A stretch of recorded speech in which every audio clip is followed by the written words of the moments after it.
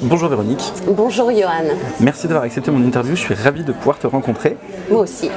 On va revenir ensemble sur ta carrière dans le doublage. Avant, est-ce que tu peux nous expliquer ce qui t'a donné envie de devenir comédienne? Alors en fait j'avais des parents fous de théâtre. Et mon papa était professeur d'histoire et il a créé une troupe d'amateurs avec ses élèves. D'accord. Voilà, donc toute petite, même bébé, j'ai baigné là-dedans déjà. Quand j'ai commencé à marcher, j'allais dans les coulisses ouvrir l'armoire à costumes que confectionnait ma maman. D'accord. Et voilà, je pense que j'ai été piquée par le virus tout de suite. Et puis j'ai commencé à prendre des cours avec mon papa vers 6 ans, qui donnait aussi des cours aux enfants et aux adolescents dans ce qu'on appelait à l'époque une maison des jeunes et de la culture, D'accord. une MJC. Okay. Voilà, donc j'ai commencé vers 6 ans à prendre des cours de théâtre. Et puis voilà, ça a toujours été une évidence pour moi, c'est ce que je voulais faire. D'accord. Voilà. Okay. À quel moment du coup le doublage est arrivé dans ta carrière de comédienne? Après, je sais pas, 2-3 ans après la fin de mes cours de théâtre. D'accord. J'ai rencontré sur mon parcours des personnes qui faisaient du doublage et j'avoue que c'était un aspect de notre métier qui m'attirait, qui m'intéressait. Voilà. Donc pour ne pas les nommer, Brigitte Aubry et Eric Aubran. D'accord. Voilà. Okay, donc c'est eux qui t'ont... Qui m'ont présenté, j'ai pu assister et puis assez rapidement j'ai fait mes premiers pas. D'accord. Et puis voilà, petit à petit, okay. J'ai fait mon nid. Ouais. Depuis, tu as prêté à t'avoir un grand nombre de comédiennes. C'est le cas par exemple d'Erika Durance, que tu as doublé pour la première fois dans la série Smallville, dans le rôle de Lois Lane. Tout à fait. Il faut que je te conduise à l'hôpital. Je vais bien. Tu as été frappé par la foudre. Tu es nu comme un verre et tu ne te souviens même pas de ton prénom. Elle est bizarre ta définition d'aller bien. Qui es-tu? Lois Lane. Quel souvenir tu gardes du doublage de cette série? Terrible. Non. Ça peut être positif, terrible. Oui. Non, c'est un super souvenir avec Marie-Christine Chevalier, notre directrice artistique, et puis Edwige, Tony, Laura, Damien. Ouais. Non, super. Et puis en plus, c'est un personnage un peu mythique, quoi. Oui, un peu beaucoup même. Un peu beaucoup.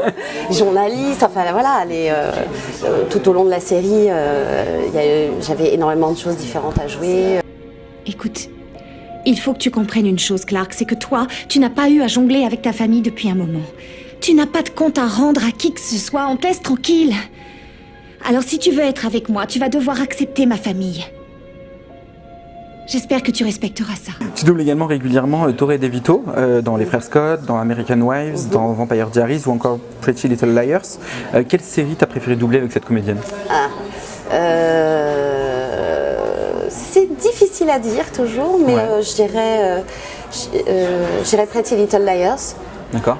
Parce que c'est quand même, je pense, la série où j'étais la plus présente par rapport aux autres. D'accord. Arrête, faut que tu te calmes. Une fois dans ta vie, ce serait bien que tu cherches pas à être plus intelligente que les autres. Que tu sortes du monde de Spencer et que tu te rendes compte que certaines personnes ont tout perdu. J'ai tout perdu. Mais je ne l'ai pas doublé que dans ces séries-là. Je l'ai aussi doublé dans Chicago Med, qui est une série médicale.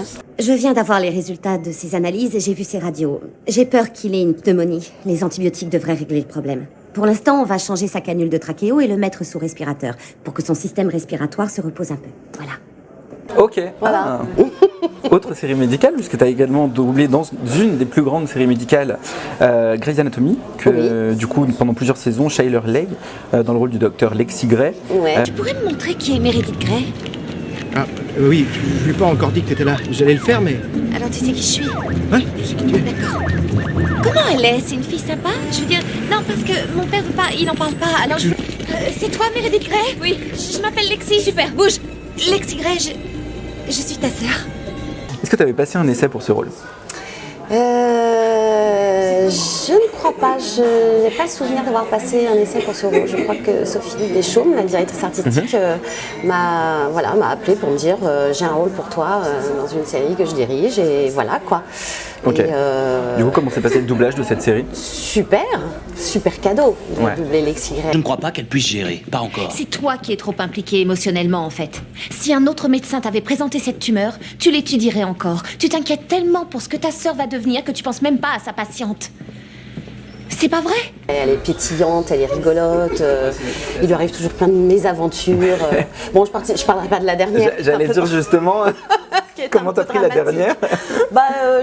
J'ai mal, mal parce que voilà, on était une super équipe aussi, on s'entendait tous très bien. D'ailleurs, je pense à ça, elle est revenue dans une des dernières saisons là, pour un épisode ou un épisode 2. Un peu en esprit. En tant que fantôme, enfin oui, voilà, oui, pas vraiment fantôme. Ouais, pour 2-3 boucles, 2-3 scènes. Du coup, quand on t'a appelé pour te dire tiens, faut que tu reviennes. Super contente, super contente. J'aurais préféré ne jamais partir. Bah oui, j'imagine. Non, c'était le jour où Sophie Deschaumes, je suis arrivée sur le plateau, elle me dit j'ai pas une bonne nouvelle. Et je lui dis mes enfants m'ont déjà mise au courant. Voilà. Mais c'était très émouvant le dernier jour de par la scène évidemment. Bah oui. Mais en plus de savoir de pas revenir. Voilà. Mais ça fait partie du jeu. Bah oui. Si je vais mourir, s'il te plaît, dis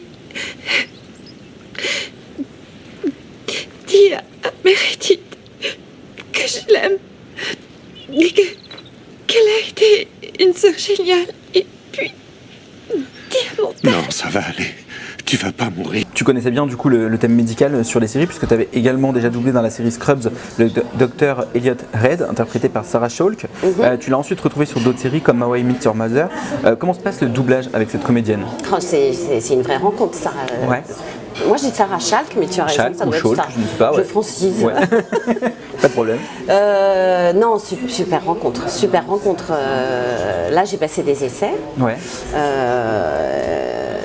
Et je remercierai jamais assez Thierry Lhermitte parce que c'était quelle aventure, Scrubs, quelle aventure.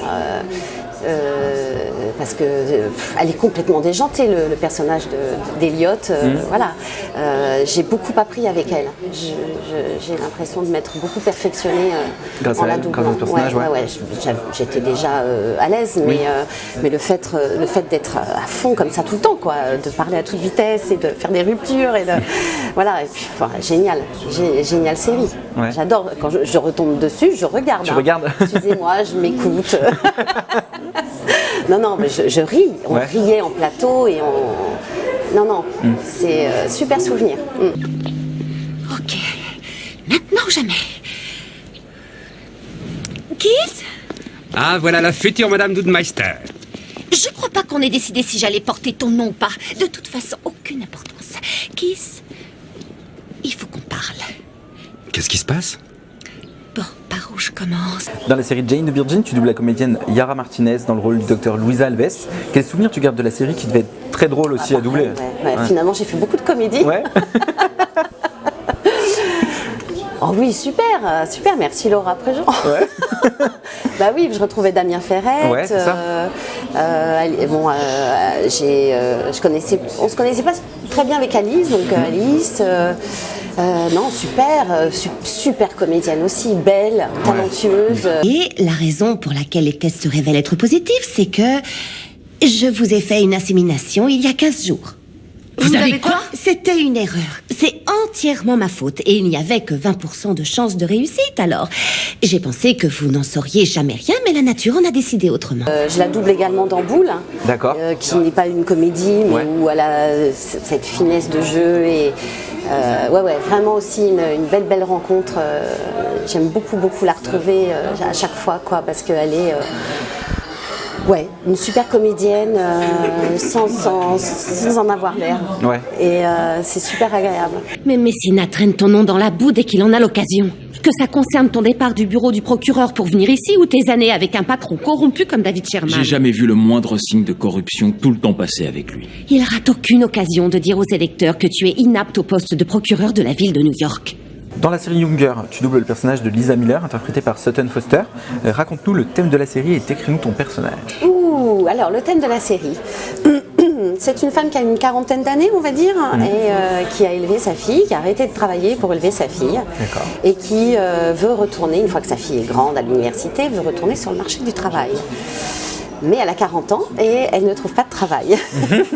Et sa meilleure amie va lui dire « T'inquiète, je vais te relooker, tu vas dire que tu as 27 ans. » Et ça marche. Et elle retrouve du travail dans le monde de l'édition, qui était l'univers dans lequel elle travaillait auparavant.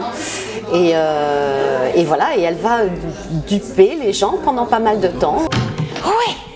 Ouais. Salut, c'est Maggie, laissez un message. Maggie, tu me croiras jamais. J'ai décroché le poste. Je vais travailler pour Diana Trout, directrice du marketing. Ouais, j'ai 26 ans. Félicitations.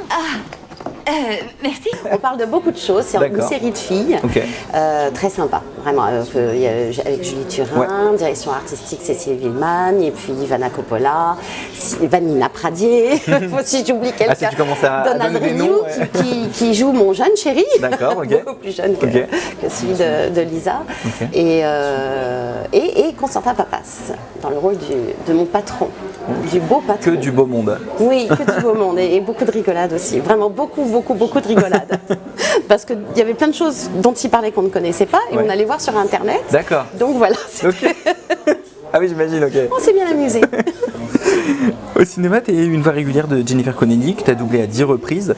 Quel est le film qui te laisse le meilleur souvenir avec cette comédienne? Alors là, sans aucun doute, le premier. Un homme d'exception. D'accord.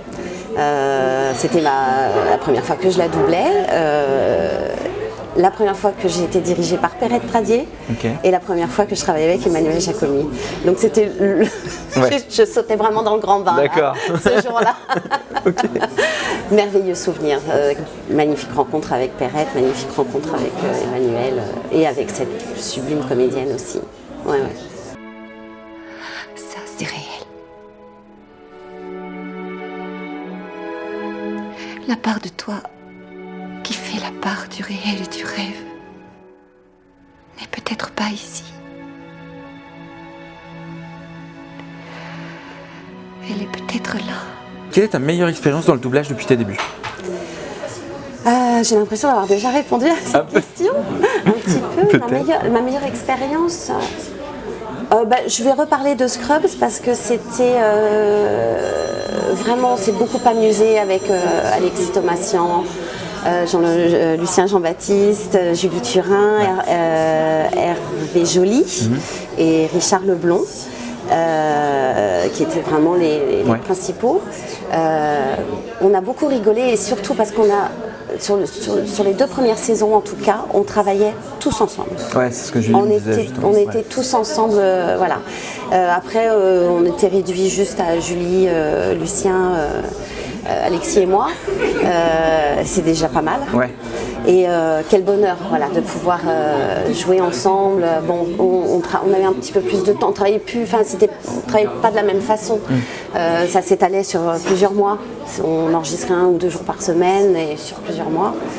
Et du coup, on avait un peu plus de temps, donc on réservait nos jours, nos 2 jours par semaine, ou tous, et on se retrouvait tous ensemble. Donc ça, c'est un super souvenir. On n'a aucune raison d'avoir mauvaise conscience. Ce genre de truc, ça arrive régulièrement. Régulièrement? Oui, il n'y a vraiment pas de quoi en faire un plat. Vraiment pas de quoi? Tu arrêtes de répéter tout ce que je dis avec une voix de perruche? Plus de perruche. Écoute, JD, je sais pas ce qui nous a pris, mais ça a été une merveilleuse absurdité. Évidemment, j'en ai plein d'autres. J'en ai plein d'autres. Et dans les plus récents? Dans les plus récents, il y a une très jolie série, oui, que j'ai faite il y a 2-3 ans. C'est terminé il y a 2 ans, je crois, qui s'appelle Les Demoiselles du téléphone. D'accord. Ouais, très très jolie série espagnole. Espagnole, ouais. Qui se passe dans le Madrid des années 20. Donc c'est agréable aussi de pouvoir doubler des séries qui se passent un peu à une autre époque. Et puis que des femmes rôles principaux, enfin quasiment que des femmes. Il y a quand même 2 garçons que je salue. Mais c'est une série de femmes. C'est une série de femmes et ça fait toujours du bien de voir qu'il y a quand même des séries de femmes. Voilà. Non. Non, Francisco, ce n'est pas le but de ce projet. Il doit permettre à tous l'accès au téléphone. Si nous le réservons à quelques-uns, ce ne sera plus qu'un outil pour les plus privilégiés. Mais Uribe regardera d'abord les chiffres. Oui, mais nous ne pouvons pas pour autant... Bonjour. Avec quelle comédienne tu te sens le plus à l'aise dans le doublage? Alors, c'est difficile parce que je les aime toutes. Bah oui. C'est bien pour ça que je pose la question. J'avoue que Kyler Lee, ouais, c'est une chouette rencontre, vraiment. Torre de Vito aussi. Ouais. Mais c'est vrai que Lexi dans Grey's Anatomy, c'est un personnage qui a plu, enfin, que beaucoup de gens aiment, à laquelle beaucoup de personnes, beaucoup de public s'est attaché. Je ne sais pas si c'est très français ce que je dis. Ouais, si, on comprend. C'est l'essentiel. Pourquoi? Oh, besoin d'aide pour cette thyroïdectomie parce que j'en ai encore jamais fait. Et parfois, d'après ce que j'ai lu, ça peut causer une thyrotoxicose. Bon, et ça, c'est vraiment génial, non? Ouais, peut-être bien. Et Torre de Vito, oui, toutes. Ça me fait penser d'ailleurs à une autre série que j'ai faite. Ouais. Assez déjantée aussi. Je dois avoir un truc pour les séries déjantées, pour les séries médicales. Ouais. Quand c'est médical et déjanté, c'est pour toi. Voilà. J'ai fait un personnage complètement dingue dans Les Orphelins de Baudelaire. Ok. Et qui est. Alors, je vais essayer de me souvenir de son nom, qui est absolument incroyable. Esmé d'Esquimiser, un truc comme ça. D'accord. Et je me souviens très bien des essais. Ok. Je me suis sentie tout de suite à l'aise avec elle. Voilà. Je suis tombé amoureux de... Regarde ce que j'ai trouvé, chérie. Un paquet de drôles de cigarettes vertes échouées sur la neige. Comme si quelqu'un l'avait fait tomber en courant pour sauver sa vie. Fumer, c'est mauvais pour la santé. Bah écoute, merci beaucoup Véronique de m'avoir accordé cette interview. Je suis très content d'avoir pu te rencontrer. Que nous dirait Lois Lane pour terminer cette interview? Qu'est-ce que dirait Lois Lane? Elle dirait... Ici Lois Lane. À tous les habitants de Métropolis, soyez vigilants. Superman a besoin de vous pour combattre tous les méchants. Super. Merci. Mais je t'en prie, merci à toi.